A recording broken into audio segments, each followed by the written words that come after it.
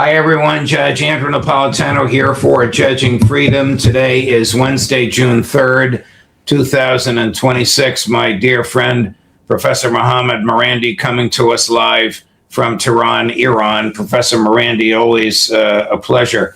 Before we get into the recent events and allegations, what is life like in Tehran today? Still normalcy? Yes, things are very normal, Judge, and thank you very much for inviting me. The clashes last night in the Persian Gulf after the Americans attacked the Iranian tanker has been all over the news, and but besides that, nothing really important is happening.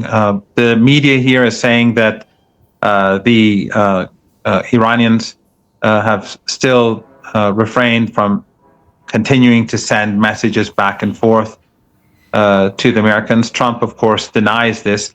I haven't seen any Iranian official say anything about this, but the media is saying that messages are no longer going back and forth. Well, the Iranians did announce, didn't they, that because the Israelis are continuing the slaughter in southern Lebanon, and President Trump, notwithstanding rough language which was leaked to the press, has been unable to restrain Prime Minister Netanyahu, that they, the Iranians, would not participate in the negotiations. Is that an accurate understanding of the position of the Iran government vis-a-vis the negotiations? Yes, that was exactly the position taken by the government because of the Israeli regime's onslaught against civilian targets across Lebanon, but in particular, when the Israeli regime said that they were going to begin to flatten southern Beirut, the capital, the Iranians said that if this happens, they will, since this is being planned, they're no longer going to take part in it's not really negotiations because written texts are being sent back and forth, but the let's say indirect negotiations. But since Trump and Netanyahu spoke, Netanyahu has not bombed Beirut, but he is bombing other civilian targets across the country, and cities are being flattened as we speak. So I don't know if the Iranians will see that as enough to continue with the messages being sent back and forth for some sort of agreement, or whether the Iranians will continue to refrain from sending messages because of the ongoing onslaught. But Iranian media is insisting that Iran is not sending messages. All right, let me get to the elephant in the room. Our two mutual friends, whom we both know and have worked with and admire, Larry Johnson and Pepe Escobar, have said and will say again today, they're both on this program, that Iran has a nuclear weapon. Not that Iran developed, but that some other country gave to Iran. I'm going to read what Chris has just posted. This is from Larry Johnson's website called Sonar 21. Pepe Escobar and I received clarification on how Iran obtained a functioning nuke. Functioning meaning it can be delivered. Iran's objective is, with the backing of Pakistan, China, and Russia, to raise the risk to Israel of engaging in future attacks on Iran. Now, I'll ask Larry what he meant by that, but the plain meaning of the English language is that Iran doesn't intend to use it, but just to use it offensively, but just to use it the way North Korea does. Don't come near us because we have the ability to destroy you. Is this, and I know you know these guys as well as I do, and you love them as I do, is this credible, Mohammed? Well, they're both very, very good friends, and I'll be watching both shows today to see what they have to say, because obviously there are so many things that I don't know, and the very little that I do know, I try to inform your audience about that little bit of knowledge. What I can say is that the Iranians have the ability to develop a nuclear weapon. And this is something that the former Iranian foreign minister, Mr. Khatami's foreign minister, Dr. Kharazi, said on multiple occasions. He was, of course, murdered by the Americans and the Israelis in this war, he and his wife. But he had said this on multiple occasions because in recent years, he was one of the two foreign policy advisors to the leader, and he ran an important think tank. He said that Iran can develop a nuclear weapon, and it was able to do so from years ago, but it refrained from doing so. And so I would assume that Iran today, as Iran is much more technologically advanced than when he first said it, that Iran could develop its own nuclear weapon. And popular opinion, Judge, after the 12-day war, we're almost on the anniversary of that war, public opinion, according to polls, seems to clearly indicate that people want a nuclear weapon. And I would imagine, I haven't seen recent polls, but I would imagine that after this war, the public mood and sentiment would be even more pro-nuclear weapon. But as far as I know, I don't think that I haven't seen any sign of change in Iran's nuclear posture, and I haven't seen any indication through public discourse by the state or by senior figures in the government or in the state that Iran is even thinking about changing its nuclear posture. But again, I have no information. I saw Larry when on your show when he first spoke of this, or at least the first time I heard Larry say it, and I can't say I can't say that Larry is wrong, but I have no evidence of this. What a brilliant, gifted, and diplomatic answer, my dear friend. Let me ask you a few more questions. Many years before he died, the Ayatollah that was murdered on February 28th issued a fatwa, a religious decree that under Islamic moral teaching, weapons of mass destruction are immoral and impermissible. Is that fatwa still in effect? My understanding is that fatwa is still in effect, and no one has said anything to counter it. You know, Judge, in the 1980s, when the United States helped Saddam invade Iran and supported and pushed him to invade the country, and these same Arab countries that supported this war, they gave Saddam Hussein hundreds of billions of dollars. The West gave Saddam Hussein chemical weapons too, to use extensively against his own people and against Iranians. I survived 2 chemical attacks. During that war, the West tried to block Iran even from getting gas masks.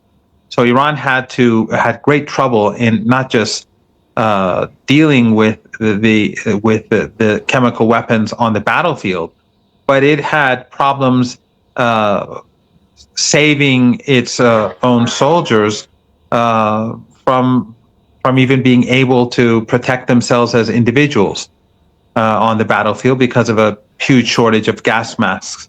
So at that time, people went to Ayatollah Khomeini, the first leader, Ayatollah Ruhollah Khomeini, and said that we need to produce chemical weapons. And he said, no, it is banned, it is forbidden, it is inhumane, and you'll just have to deal with it. And so Iran did refrain from producing chemical weapons, and it focused on defending itself against these chemical weapons being used by Saddam Hussein with the help of Germany and other European countries. Then later, Ayatollah Khamenei, who was martyred in this war, said that gave a fatwa against nuclear weapons. So there is a very long history of opposition to weapons of mass destruction in Iran since the beginning of the revolution. However, Dr. Larijani, before he was martyred in this war, he was the chair of the Supreme National Security Council. He too said that Iran does not want nuclear weapons, but he once did say that if Iran is facing an existential threat to its existence, then Iran's nuclear posture would change. I don't think that at the moment anyone here believes that Iran's existence is being existentially threatened. So I would assume that the nuclear posture hasn't changed. But again, I will have to listen to what Larry has to say and what Pepe has to say, and take both of them seriously, because both of them are very credible people, very knowledgeable people, and very good friends.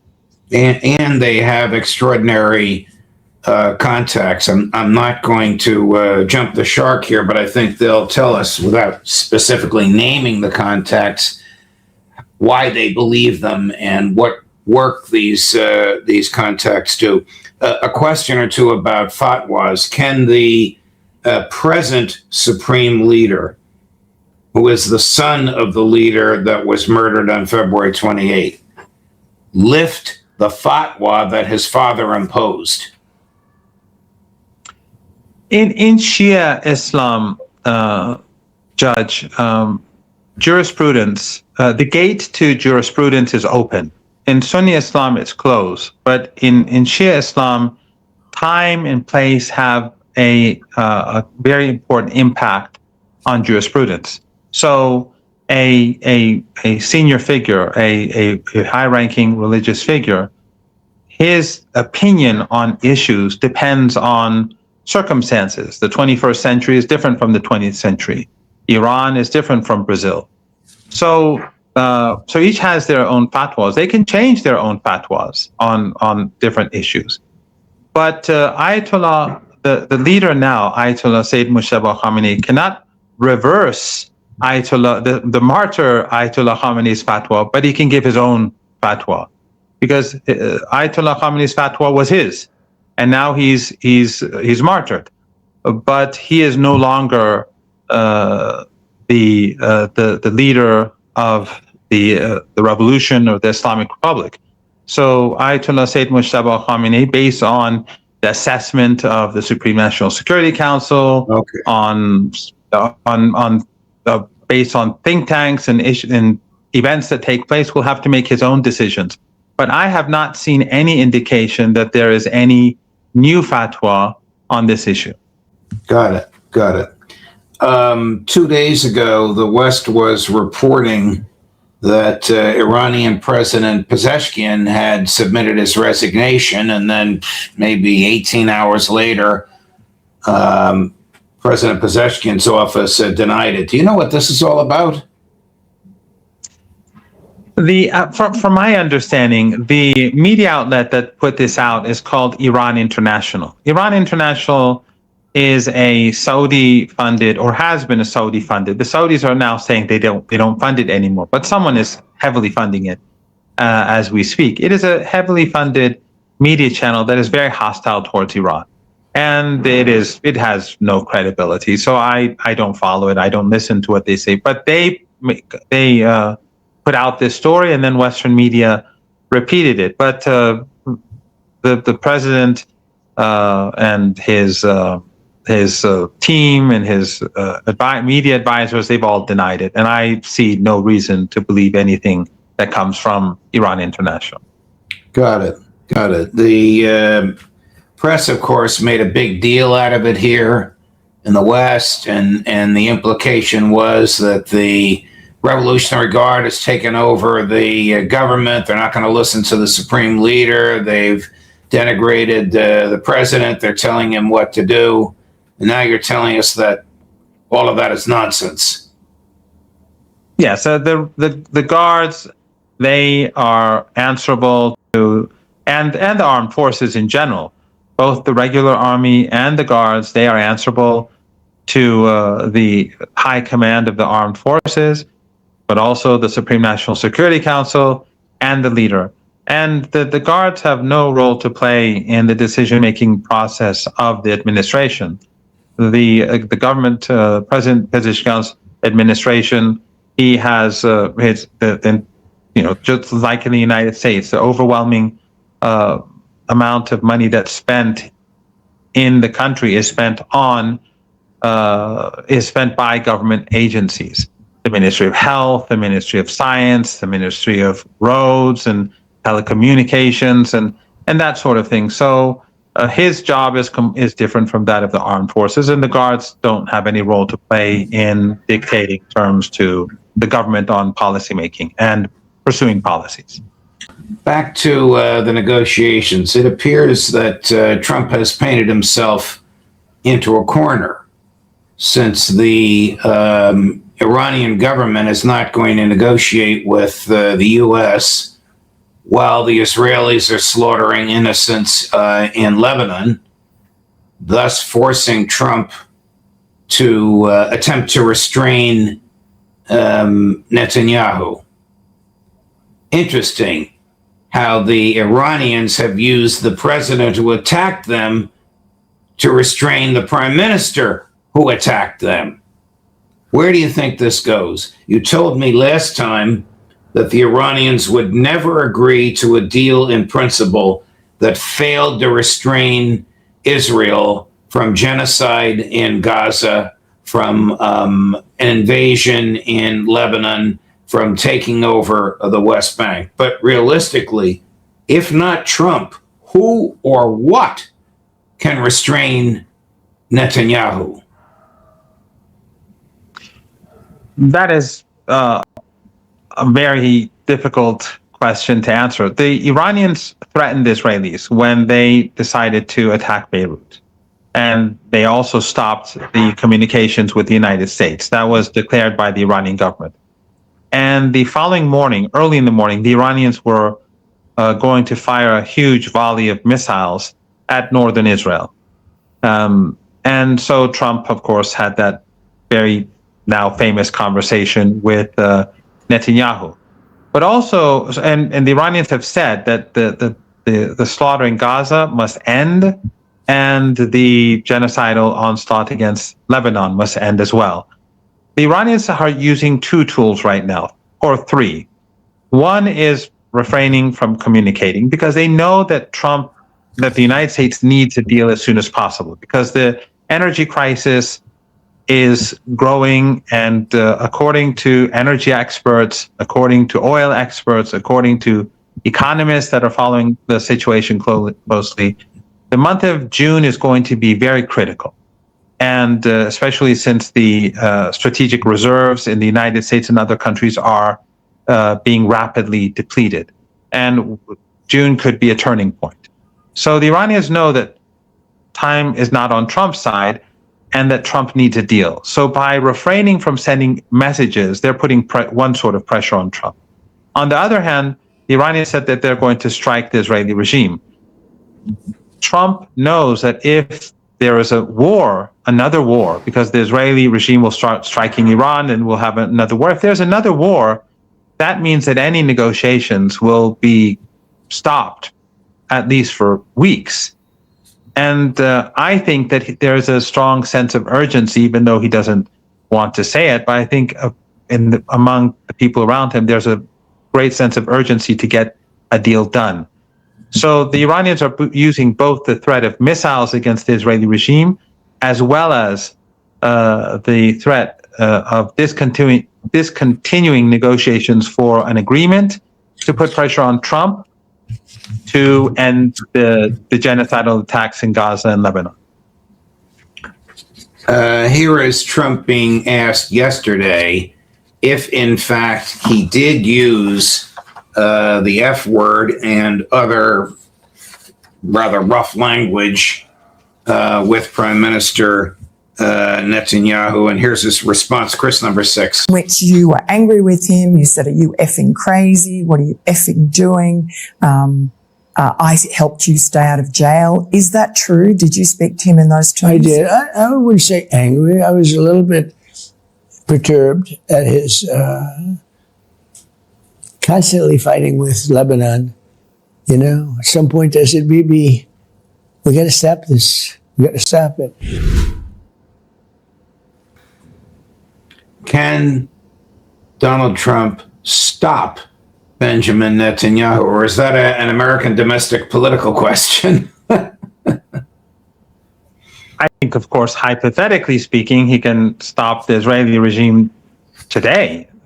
That's clear as day. Now, whether they have, whether he's compromised or there's something in the Epstein files that he's hiding and they know about, that's all speculation. It is very odd, the degree to which he does whatever the Israeli regime wants and whatever the Zionist lobby wants, and he supports the people who hate, never Trumpers, and supports them, and has lost all his allies who are with him from the beginning, like Massey, like all Candace Owens, Tucker Carlson, and the list goes on. All of this is very odd and bizarre.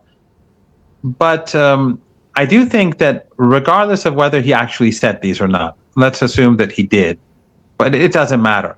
The fact that this was published, I think, has damaged Netanyahu immensely. And if people, and I'm sure you do, but if people follow Conflicts Forum, Alistair's wife Aisling does a very good job on Hebrew media and what's going on inside Israel. And Hebrew media is very different from the Israeli texts that are put out by the regime.